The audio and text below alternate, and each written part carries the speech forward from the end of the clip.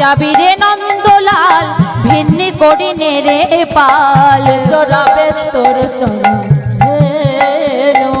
আর কে চড়াবে তোর চড়া ধেনু কে চড়াবে তোর চড়া ধেনু শোন শোন কানাই অনেক তো বেলা হলো তুই যদি গগর গোষ্ঠে না যাবি গোচরণে না যাবি তুই এক কাজ কর তুই ওই তোর গরুর পাল ভাগ করে নে আর ওই বেনু দে মোর হাতে আজ আমি বেনু বাজিয়ে ধেনু পিরাবো তোর মাঠে যেতে হবে না আর শ্রীরামের মনে অহংকার জন্মে গেছে মা আর শ্রীরাম যেই না অহংকার করে বলছে যে বেনু দে মোর হাতে